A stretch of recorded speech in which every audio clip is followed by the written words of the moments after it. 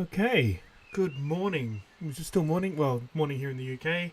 To From the Crow's Nest for the 24th of May 2019. Today we're talking about Elvish law, or more specifically, Isle of Wight Elvish law. Seems I was corrected recently by one of the older people from the island. We don't refer to them as the faerie folk. On the island, they refer to them as the Elvish. I was told in no uncertain terms that faerie was brought in by the Normans. So those ideas still, hold thick here on the island. So what are the Elvish? What are the fairy folk, the little people? Who are they? Well, different traditions have different ideas, but here on the island, they're seen as they're not seen as helpers. Well, in some cases they are. Brownies actually are seen to be born with a house. That's what they say. They say when a new house is built, a brownie is born. And if you keep your brownie well, keep your house well, as well, and leave little offerings for the brownie, then you will have a happy and loving life in that house. However, the Elvish folk, they're not seen as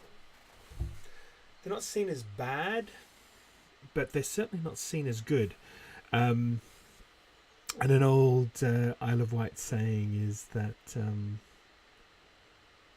the Elvish are not as enamoured with people as people are enamoured with themselves.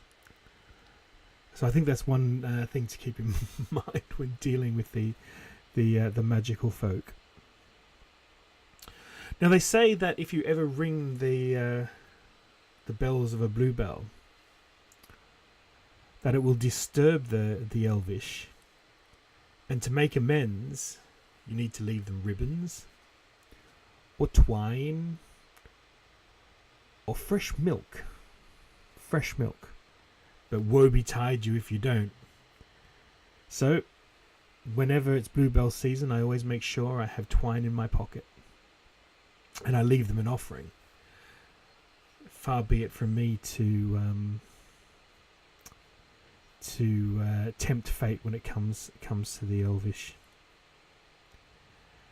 Now, moving on to the next little bit of lore when it comes to the Elvish. Wild roses. Okay, so they're called.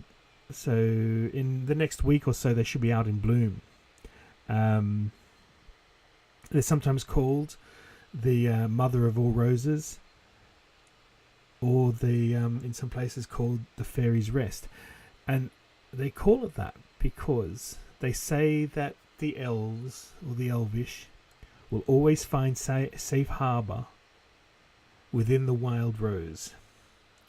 If one is hurt or ill, they will always be protected. And they also say, when the wild rose is in full bloom and the moon is just right, the Elvish folk will give birth underneath in the middle of the night. So I always quite like that story. I think that's quite nice. So moving on to another bit of lore. So people know about, I guess they call them Hag Stones or Adder Stones.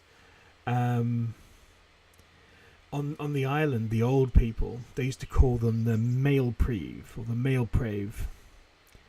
And it's said that if you look through them, so for those that don't know what a hagstone or adderstone is, it's a stone with a hole in them, so you can, and some people will wear them as amulets and things like that. They're quite common on the beaches here. Well, common-ish. But they say if you look through them, and if you are of that inclination, you can see into the Elvish world. Now, one story says a girl was once careless with this and walked round the island observing the Elvish with her Hag Stone, finally being caught. And in the dead of night, in a fit of revenge, the Elvish plucked out her eyes. So, I don't know whether you really want to try that, because if you get caught, I don't think there's anything that you can do to save yourselves. So I'd like to share a few experiences people have had with the little people, or the fairies. Our friend John Cheshire told me the other day, he says, and this is what he says: I was walking by the River Mersey, a short drive out of Manchester, near various water parks. It was a sunny afternoon with distant motorway noise. Each side of the main pathway were long grasses, with smaller casual paths at 90 degrees from me. Crossing one, I saw a faerie. And I asked him to elaborate. He said, to the right, from the corner of my eye, crossing a small pathway in the long grasses, as I said, I saw a small old man of weathered complexion. I'll put his height about 3 foot. His outfit was like a Victorian farmer in tweed. He gave the appearance of being in his 60s. He said, based on later reading, I can only assume he was some sort of earth elemental going about his business. And he said, I certainly take sightings of fairies more seriously now. I think that's fascinating. Really, really interesting. And then Nick Carlisle also gave us a little story to share as well. And Nick said, I've had an experience of being pixie-led. Now, pixie-led, if you don't know, is... sorry, I keep bumping the microphone. I don't know if you can hear that. Being pixie-led is... Well, I'll read the story and then we can talk a bit about that. I've had an experience of being pixie-led, following what looks like a path that forks frequently, with barely audible or perceived chatter in the background, to find the path belongs or becomes more and more tenuous. And when you look back, there's no path and you're stuck. He said it was on Wimbledon Common, midsummer, at noon, 2012 maybe. Oh, here goes our old friend, the train. Just wait for that. There we go. You know, I used to keep thinking what I'll do is soundproof this, but I quite like the train, you know. It punctuates my day. And I'll share that with you. Anyway, going on. I digress. It was on Wimbledon Common, midsummer at noon, maybe 2012. Very close to an ancient spring, definitely prehistoric, called Caesar's Wall. I ended up pushing through the gorse bush to get out from where I'd been led. So being pixie-led, as described, is the idea of when you're walking, you'll find that the path becomes increasingly windy and forks. And as you walk, you'll notice that the world around you will quieten down. And before you know it, you've been led somewhere that you can't get out. You may be in the middle of a thicket, or surrounded by bracken, or worse, blackberries and thorny hedgerow. and you can't get out. They're tricksy. They are very tricky. And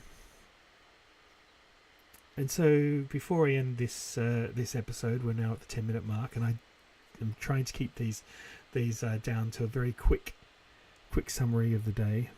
I'll share my own experience. When I was 17, maybe 16, I was lying in bed, and I woke up and looked up to a chest of drawers, not a chest of drawers, I guess what they call a tall boy. It's called a tall boy. It's like a wardrobe thing. And sitting on top, and I kid you not, was a little chap just sitting there looking at me. He was all in proportion, and there was nothing particularly different about his clothing. You know, he seemed to be wearing just normal everyday clothing, but he couldn't have been any bigger than 2 feet, maybe 60 centimeters, just sitting there. And I looked, and he looked at me, and I shook my head, rubbed my eyes, and he smiled, and I rubbed my eyes some more. I went to get up, and he was gone. Now, Paul, you say, Paul, that's your eyes playing tricks. You've just woken up. And maybe it was. But it stuck with me, and it stuck with me all these years. And I honestly believe that one of the Elvish had visited me. Anyway, thank you very much for joining me once again on this beautiful day here on the Isle of Wight. If there's anything that you want me to share, please let me know. Send me a DM, find me on Twitter, or leave me a message. If you're watching on on YouTube, if you're on YouTube, please like and subscribe. That will be really helpful. If not, join me tomorrow, where we'll be talking about what is reality for 14 Friday.